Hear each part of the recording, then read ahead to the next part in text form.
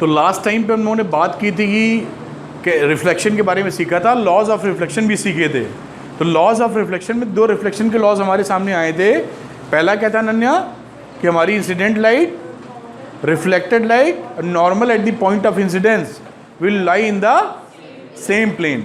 और दूसरा था angle i equal to angle r, जो बड़े आराम से याद रहता है। एंगल आई था इंसिडेंट एंगल और एंगल आर था रिफ्लेक्टेड एंगल। देखिए ये दोनों लॉज के बेसिस पे कुछ इंटरेस्टिंग क्वेश्चन बनते हैं। जैसे कि अगर ये एक सरफेस ले लूँ और यहाँ पॉलिश कर देता हूँ, रिफ्लेक्शन की बात की जा रही है, रिफ्लेक्शन तो है नहीं।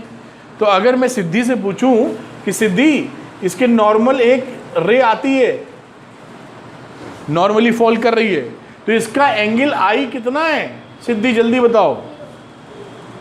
0 बताती है गौरी, ये सही बता रही है कि ये 90 है बेटा। देखो तो एंगल ऑफ इंसिडेंस कितना है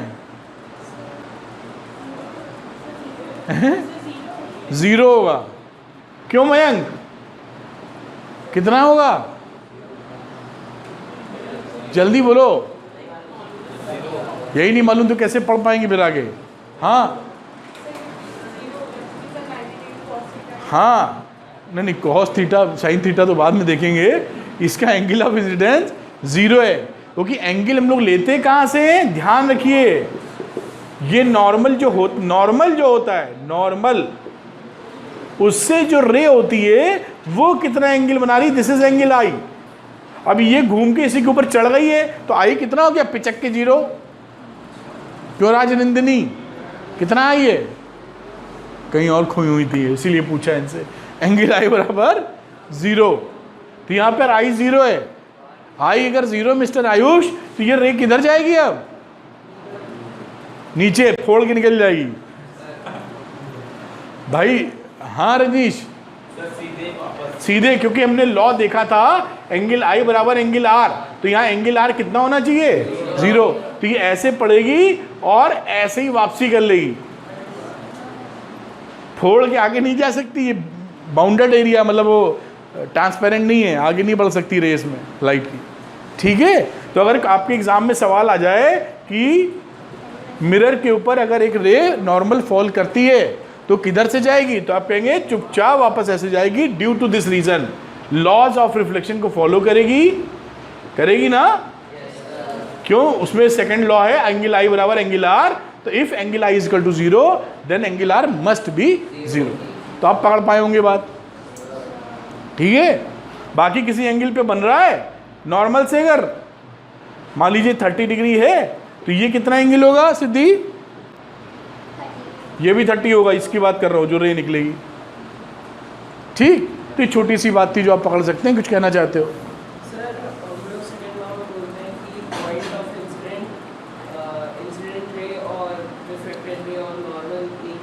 प्लेन में होना चाहिए, हाँ सर, वो तो एक ही पॉइंट पे आती है प्लेन।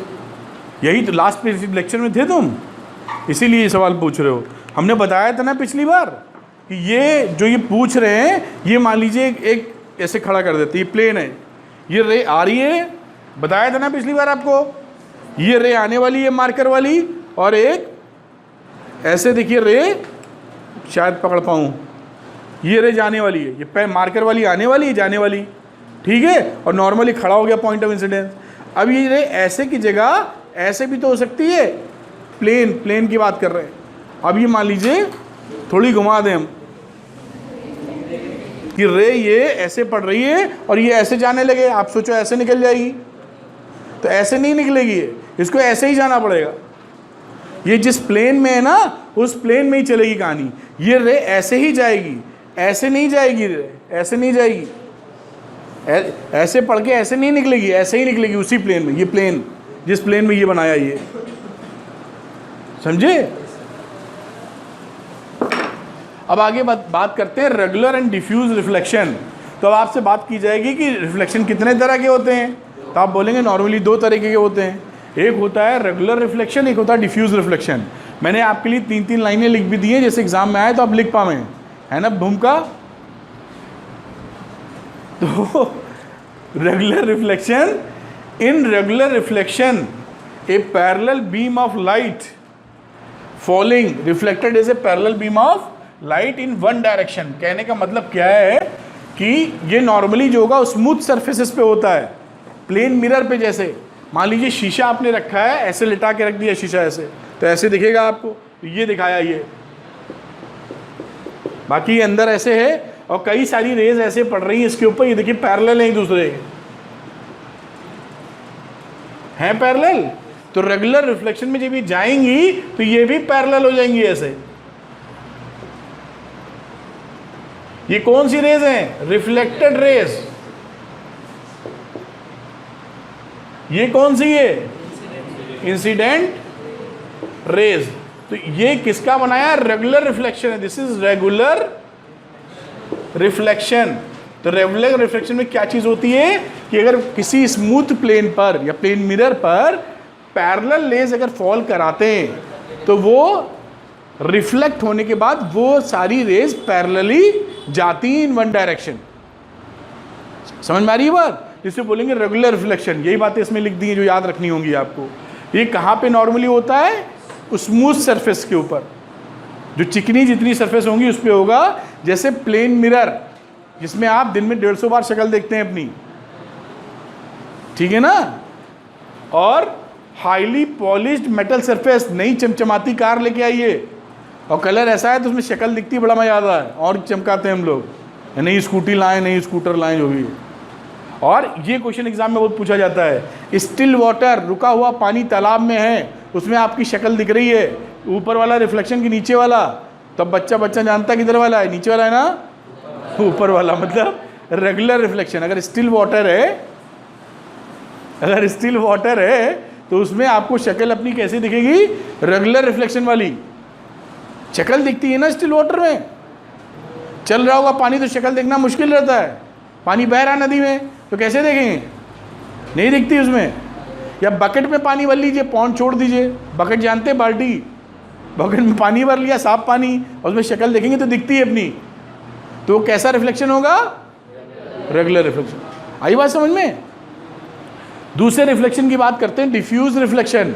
इसमें क्या कहानी होती है कि जो सरफेस है जहाँ से रिफ्लेक्शन होना है, मान लीजिए सरफेस है जहाँ से रिफ्लेक्शन होना है, तो ये रेज तो आएंगी पैरेलल, ये देखो आ गई पैरेलल, लेकिन जब ये जाती हैं तो ये पैरेलल नहीं जाती हैं। ये जो रिफ्लेक्टेड रेज हैं ये सारी पैरेलल नहीं दिख रहा है ना, ये क्या होगा? डिफ्यूज रिफ्लेक्शन, या इसको इररेगुलर रिफ्लेक्शन भी बोलते हैं, रेगुलर और इररेगुलर। ठीक?